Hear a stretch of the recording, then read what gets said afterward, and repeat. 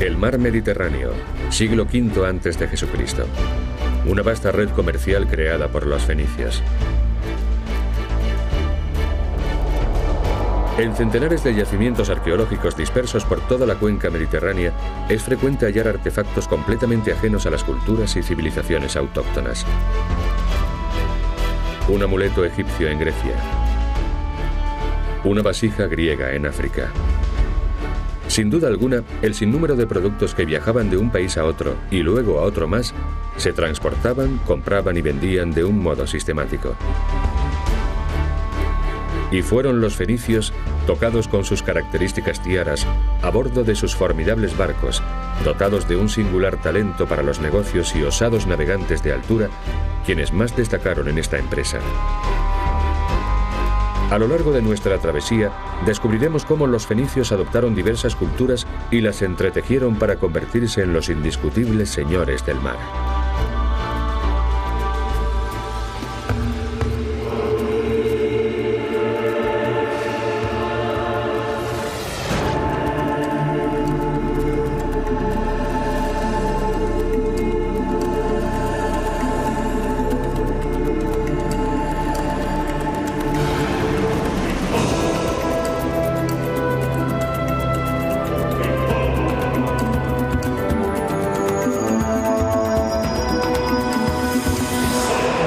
Secretos de la arqueología.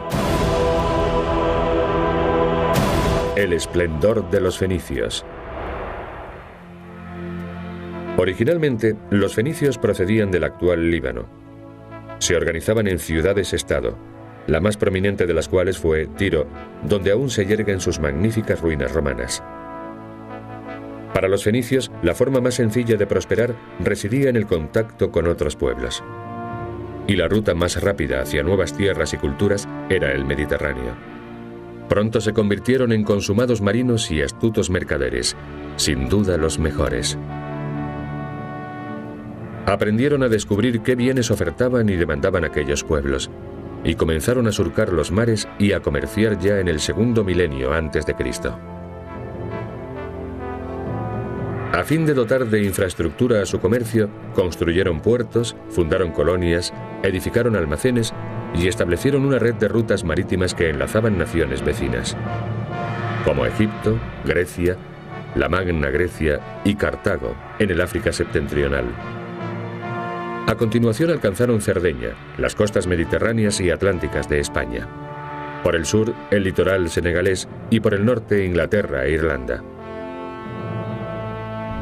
Tan amplia red de comunicaciones compuesta por centenares de colonias y millares de naves requería una buena coordinación.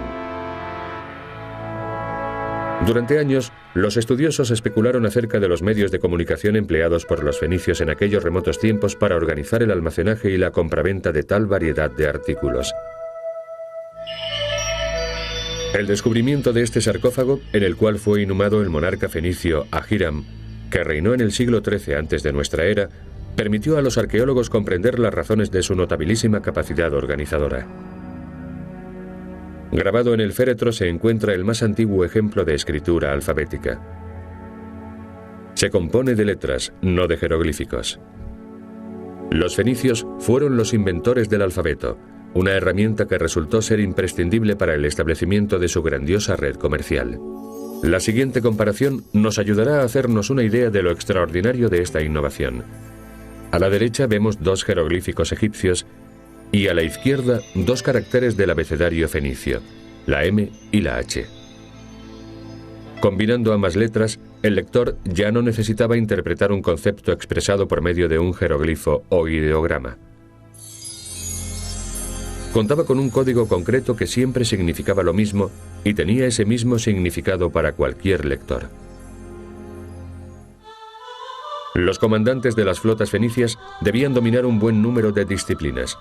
No solo necesitaban ser expertos conocedores de los mares y las tierras extranjeras, sino que además debían dominar igualmente bien el arte del comercio, qué comprar y qué vender. Una de sus preciosas mercancías era el legendario cedro del Líbano, una madera excelente para la construcción de sólidos cargueros y navíos de guerra. Adquirían la madera de Baalbek, una ciudad situada en las montañas que componían el telón de fondo de las localidades fenicias del litoral libanés. Durante su período helenístico, el nombre de Baalbek, la ciudad del sol, la ciudad de Baal, fue traducido al griego, Heliópolis. Estudiando el sentido de esas esvásticas y otros indicios como los diferentes colores de las columnas del yacimiento, los arqueólogos concluyeron que el colosal templo que domina la urbe estaba dedicado a Baal, el dios sol, epónimo de la ciudad. Pero, ¿por qué se pintaron las columnas en tonos diversos? El misterio queda resuelto si se relacionan las columnas con los puntos cardinales. Las columnas oscuras se orientan a poniente, mientras que las de color claro dan a oriente. Se supone que simbolizan la vida y la muerte, el nacimiento y el ocaso del sol. En torno al año 60 de nuestra era, la cela del Templo del Sol era el edificio más destacado del recinto sacro, con sus 54 columnas de más de 18 metros de altura y 2 de diámetro. Tras cargar los troncos de cedro en sus carros, los mercaderes regresaban a la costa, donde sus barcos los aguardaban. En la Biblia, el profeta Ezequiel afirma que la ciudad fenicia de Biblos, también situada en el Líbano, albergaba los mayores astilleros de la antigüedad. Cruzar los mares no era una tarea baladí, ni siquiera a bordo de un buen bajoel. Esta es una de las razones por las que en toda el área mediterránea se impetraba el auxilio de las divinidades. Estas preciosas estatuas de bronce bañadas en oro lucen un singular tocado, el libad, una prenda típicamente fenicia. En Biblos se han hallado innumerables esculturas. Se trata de exvotos empleados para invocar el favor de los dioses. Se descubrieron en uno de los principales centros de culto de la religión fenicia, el Templo de los Obeliscos. Tanto en Biblos como en otras urbes fenicias se han encontrado los restos de numerosos mercantes fenicios. La típica nave fenicia medía 20 metros de eslora por 5 de manga, lo suficientemente espaciosa como para transportar grandes cantidades de la preciosísima madera de cedro y lujosos tejidos de color rojizo teñidos con el producto extraído de un molusco llamado púrpura. Los fenicios deben su nombre a estas telas, ya que se deriva del término griego phoenix, que significa púrpura, escarlata. Esta valiosísima mercadería tenía buena salida en cualquier puerto. No obstante, los mejores capitanes preferían comerciar con un género que valía su peso en oro, los kuroi. El kuros es el paradigma de la armonía y la proporción del cuerpo masculino. Muchas de estas estatuas, datadas en el período arcaico, se descubrieron en la isla de Rodas, en las inmediaciones de Cameiros. En el transcurso de las excavaciones se desenterraron estas célebres ánforas, exponentes de la cerámica de Fiquelura. La gran concentración de arte y artesanía de la isla se debe a que Rodas era el foco de varias importantes rutas comerciales. A fin de hacer más llevaderas sus largas travesías, los barcos navegaban de isla a isla y Rodas era una escala obligada. Aquí se encuentra el Cózon, o dique seco de la colonia, que se conserva intacto al cabo de los milenios. Aquí, los griegos adquirían los tejidos purpúreos y la madera de cedro de los fenicios. A cambio, estos llenaban sus bodegas de piezas cerámicas exquisitamente decoradas y otros objetos procedentes de toda Grecia, entre los que se contaban hermosas estatuas helenas como esta, así como bronces de la Magna Grecia, quizá realizados por encargo de algún potentado fenicio residente en una colonia remota. Este efebo de bronce, o el renombrado joven de Mocia, se hallaron en el transcurso de las excavaciones efectuadas en la antigua colonia fenicia de la isla de Mocia, en Sicilia.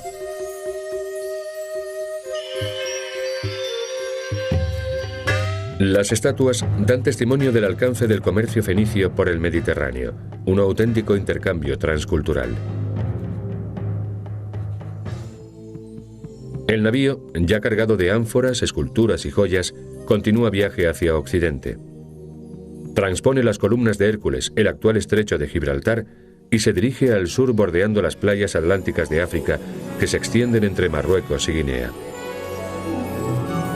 El fenicio fue el único pueblo lo suficientemente atrevido como para arriesgarse en aguas atlánticas. Las gentes de la antigüedad no osaban aventurarse más allá de las columnas de Hércules, ya que estaban convencidas de que tras ellas se encontraba el fin del mundo. ¿Qué impelía a los fenicios a viajar tan lejos? El historiógrafo griego Heródoto dejó constancia de la razón: el oro. Los fenicios desestiman sus mercaderías y las depositan en la costa. A continuación regresan a bordo y envían señales de humo. Los lugareños divisan el humo, colocan el oro que les ofrecen en pago junto a la mercancía y se retiran. Los fenicios desembarcan y examinan el oro. Si estiman que la cantidad de oro se corresponde con el valor de su género, lo toman y se marchan. De no ser así, vuelven a sus barcos y aguardan hasta que sus expectativas queden satisfechas. Los pueblos africanos eran tan aficionados a los productos del este del Mediterráneo como desdeñosos del metal amarillo abundante en su terruño. Los fenicios hacían un negocio redondo. Les dejaban cerámica y joyas de saldo y partían cargados de oro. Acto seguido, el barco se dirige al norte. De las excavaciones efectuadas en Inglaterra e Irlanda, se desprende que los fenicios arribaron incluso a estas latitudes tan septentrionales. Los numerosos hallazgos indican que a cambio de loza y alhajas, los pueblos del norte les entregaban estaño, un metal muy estimado que tanto griegos como fenicios empleaban para producir bronce y otras aleaciones. Irlanda era el punto de desembarco más septentrional de la ruta fenicia, de modo que tras haber trocado todo su género, los marinos emprendían la travesía de regreso. Sus viajes siempre presagiaban peligros. Cuando estallaba una tormenta en el Atlántico Norte, el arrojado capitán salvaguardaba las vidas de sus tripulantes y la integridad de su carga amarrándose a la proa del navío, a fin de ver con mayor claridad y evitar los arrecifes. Desde allí daba sus órdenes a la tripulación. Si tenían la suerte de sobrevivir a la tempestad, tomaban rumbo sur hacia la colonia fenicia de Gadir, la moderna Cádiz. Aquí los mercaderes compraban hierro y lo pagaban con oro. Después ponían proa a Mallorca y desde allí hacia sus opulentos asentamientos de Cerdeña. En esta isla, una campaña arqueológica sacó a la luz una mina de oro. Evidentemente no se trataba de una veta ni de un filón, sino de un magnífico tesoro compuesto por joyas áureas que actualmente se exponen en el Museo Arqueológico Nacional de Cagliari.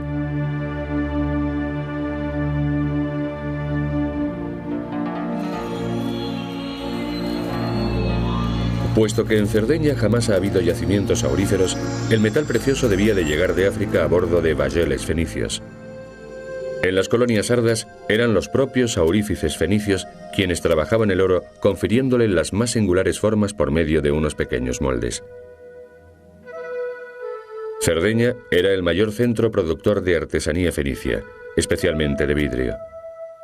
En la isla se fabricaban ungüentarios empleados para envasar bálsamos y perfumes, collares y sus típicos amuletos. Durante siglos se creyó que los fenicios habían sido los inventores del vidrio. Aunque tal teoría ya está desprestigiada, es evidente que eran unos maestros vidrieros sin par. Durante muchos años, los arqueólogos se hicieron cruces acerca de la ambigua sonrisa de estas burlonas máscaras. Ignoraban asimismo la razón de ser de los larguísimos brazos de ciertas esculturas. Tan solo al cabo de años de investigación hallaron la respuesta. Las máscaras se empleaban para ahuyentar a los espíritus malignos de las tumbas. En cuanto a las estatuas, estaban relacionadas con los aspectos más esotéricos de la medicina fenicia. Se ofrendaban a las deidades implorando un rápido restablecimiento. Las manos tocaban el lugar exacto donde se encontraba la dolencia, casi como si el enfermo quisiese recordar a los dioses que debían curarle.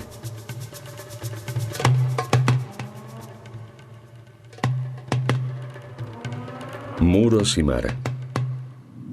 Esta combinación suele implicar que nos encontramos ante un emporio fenicio, es decir, un destacado centro comercial.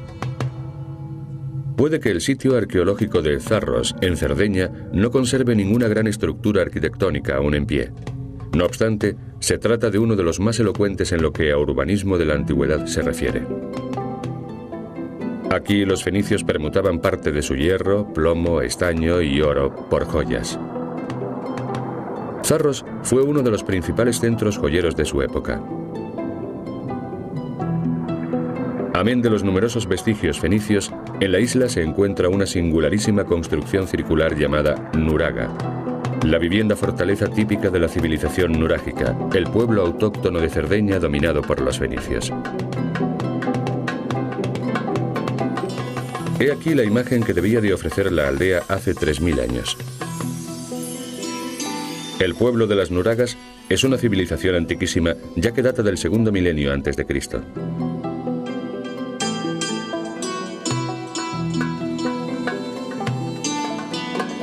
Sus poblaciones eran sumamente abigarradas, surcadas por angostas y serpenteantes callejas que facilitaban la defensa en caso de incursión enemiga. Las nuragas de los antiguos sardos eran una combinación de torre fortificada, granero, taller y vivienda. No se hacían distingos entre las funciones de los diversos edificios. Tan solo existía la nuraga, un lugar de habitación donde las actividades productivas y la vida familiar se desarrollaban en torno a una hoguera, el centro sobre el que gravitaba la morada. Pero, ¿qué significa exactamente el término nuraga? Al parecer se debe a la tipología constructiva del edificio. En la ancestral lengua isleña, nur significa montículo hueco. Como podemos observar, sus muros tienen mayor anchura que el área habitable. En su fábrica se emplean grandes piedras superpuestas en seco, es decir, sin argamasa. Las nuragas podían llegar a alcanzar los 10 metros de altura sin necesidad de utilizar mortero de cal. Y en efecto semejan montículos.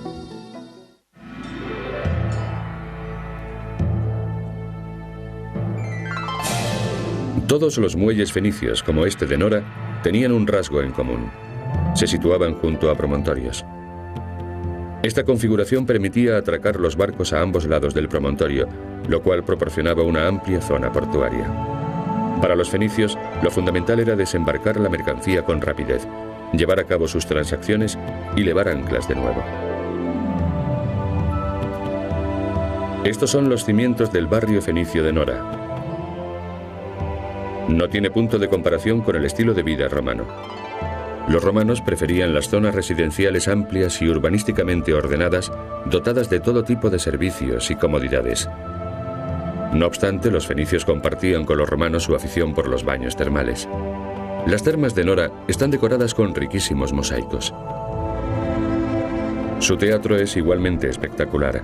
Data del siglo II de nuestra era y es uno de los monumentos más fascinantes de Cerdeña.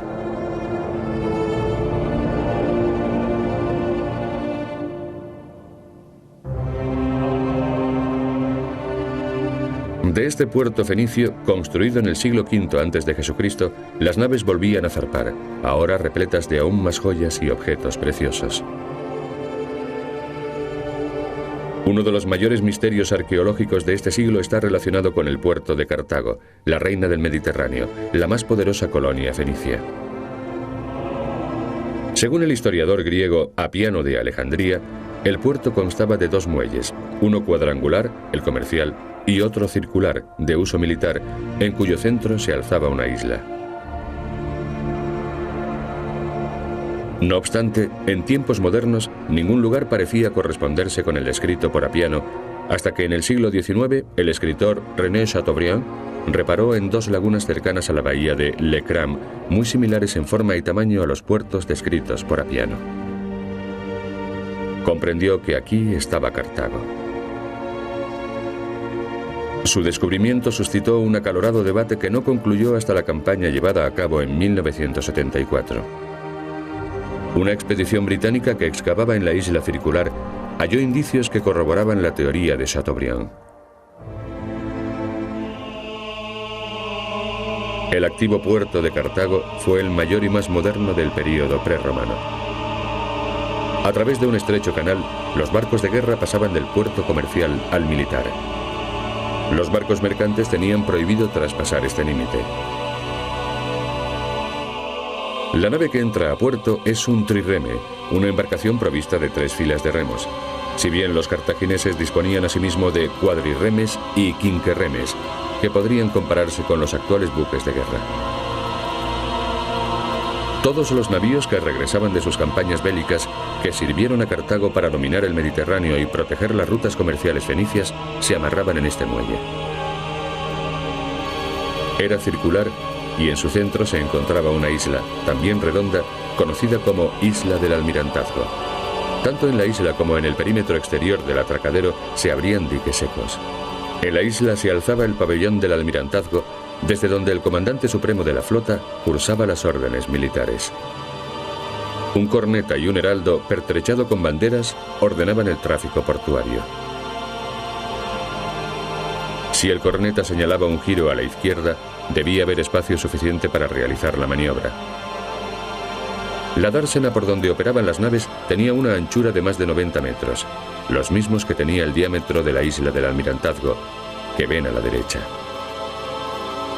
En el centro había 30 atracaderos y otros 140 más en su cara externa. Dado que algunos de los profundos amarraderos centrales podían albergar 2 naves, el muelle podía acoger hasta 200 buques simultáneamente. En invierno, el puerto militar de Cartago siempre estaba atestado, ya que el mal tiempo hacía sumamente peligrosa la navegación por las agitadas aguas del Mediterráneo. Por lo tanto, se procuraba evitar los conflictos bélicos durante los meses invernales. Sin embargo, era la época idónea para el mantenimiento de las naves. Los trirremes se izaban a tierra firme por la suave pendiente que describe la isla. Unos tablones de madera dispuestos transversalmente facilitaban el agarre de los barcos al ascender por la rampa, llamada grada. A la entrada de estas instalaciones, unas columnas jónicas situadas a nivel del mar daban la impresión de conformar un pórtico que daba mayor prestancia al complejo militar. Los bayoles también se embellecían. Normalmente las naves fenicias llevaban ojos pintados en la proa a fin de infundir terror a sus enemigos. Los buques de guerra, a diferencia de los mercantes, disponían de remos y remeros, lo que les permitía alcanzar mayores velocidades. Amén de excelentes marinos, los fenicios eran magníficos constructores navales. Fabricaban embarcaciones en serie y reemplazaban los navíos hundidos por el enemigo con gran prontitud. Todas las piezas del barco iban perfectamente identificadas con rótulos y se almacenaban listas para un rápido ensamblaje. Esta técnica les permitía construir toda una flota en un tiempo récord. El centro comercial cartaginés se hallaba en Byrsa, la colonia donde se erguía la Acrópolis de Cartago. Aquí es donde se realizaban las principales operaciones mercantiles, la compraventa de la joyería y el vidrio importados de Cerdeña. Estos bienes tenían mucha demanda en Cartago. A su regreso de Fenicia, las naves remontaban el Nilo hacia el grandioso y enigmático reino de los faraones. Aunque en la religión egipcia primaba el mundo de ultratumba, la realeza no desdeñaba los tesoros terrenales. Los fenicios intercambiaban las piezas de orfebrería procedentes de zarros por lino, un resistente tejido que tan solo los egipcios sabían elaborar. Este material era indispensable para la confección del resistente velamen de los bayoles fenicios. Seguramente adquirían asimismo originales mercancías muy al gusto de la corte persa, como por ejemplo monos y cocodrilos. Finalmente, y completando el ciclo, al arribar a la ciudad de Tiro, vendían los animales exóticos a los persas y el lino a sus compatriotas. Como beneficio les quedaban el oro, la plata y además mucho más dinero del que habían pagado por la madera de cedro en Baalbek. Mediante sus viajes y su comercio, sus habilidades mercantiles, los fenicios tendieron lazos con la mayor parte del mundo conocido, lo cual permitió a los diversos pueblos con los que trataron compartir lo mejor que aquellas distantes culturas tenían que ofrecer. Los fenicios, indiscutiblemente los más expertos mercaderes del Mediterráneo.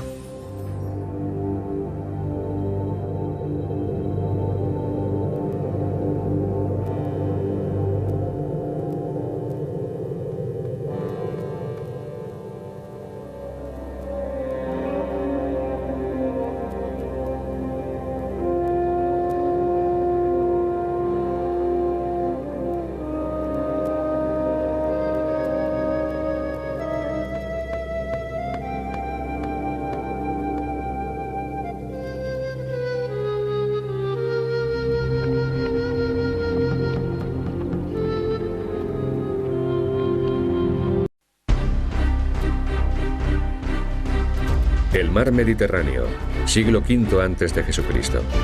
Una vasta red comercial creada por los fenicios.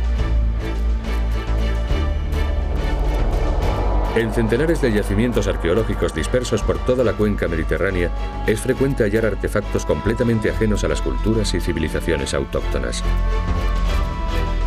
Un amuleto egipcio en Grecia. Una vasija griega. Vemos cómo los fenicios adoptaron diversas culturas y las entretejieron para convertirse en los indiscutibles señores del mar.